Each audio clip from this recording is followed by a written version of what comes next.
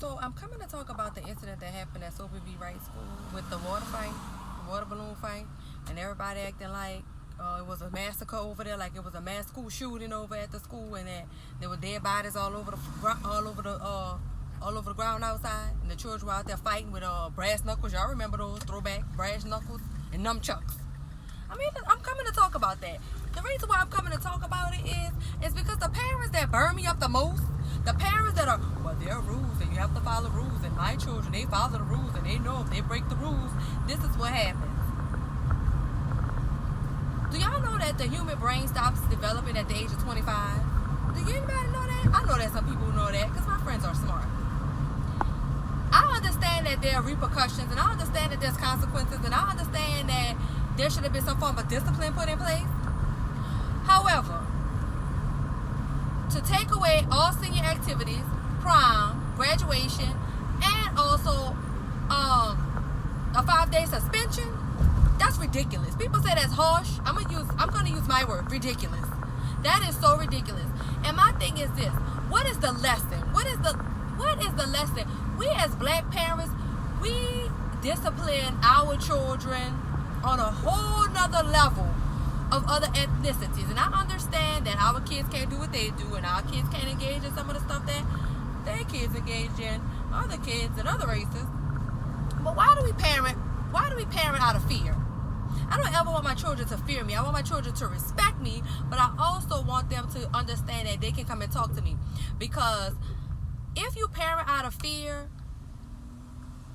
typically parents who parent out of fear are parents who were parented as well out of fear. And when I say parenting out of fear, I mean emotionally abused, psychologically abused, verbally abused, mentally abused, even spiritually abused. Yeah, some people in the church that's spiritually, and not only that, breaking their children's spirits. Anyway, I just think that the punishment was too harsh. And again, we as parents, as black parents, we have amnesia. Like, I think literally some of my Facebook friends that are parents either had like a stroke in the brain, or they're in the beginning steps of Alzheimer's, or they are struggling with some form of memory loss, because they seem to forget how they were when they were young. Okay, so come along with me. Think about it. Close your eyes. 14, 15, 16, 17, 18. Do you remember your behavior at that age? Were you mature enough? Or do we forget the silly things that we did as children, as teenagers? And I'm 40, so I grew up in the late 90s. My brother 47, he grew up in the late 80s, early 90s. And y'all know they were off the chain. But for us, parents, it's like we become parents and we just get amnesia. And like we forget. We forget what it was like. I'm talking about, think back to some of these local high schools, your high school years, the Sarah T. Reeds, the Kennedys, the 35s, the John Mack, the McDonald's, the John Macks. I mean, I remember some of these high schools rolling up to other high schools, fighting and putting out the girls would carry razor blades in their mouths. Like, it was rough. And we become parents and we just are like, oh my God, I mean, I made mistakes in the past, and I'm not gonna say I was perfect, but I followed the rules. What? Get it.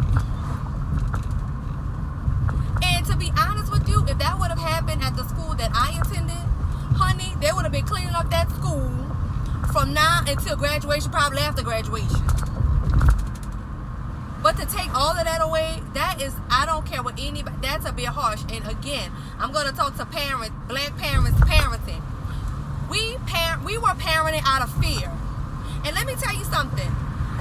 If you were supposed to take the chicken out to be defrost and you hit your mom's key going into the door, I saw that meme. If at any point in time you had heart palpitations, or your heart went into your toe and you had anxiety because you forgot to do it, you were parented out of fear.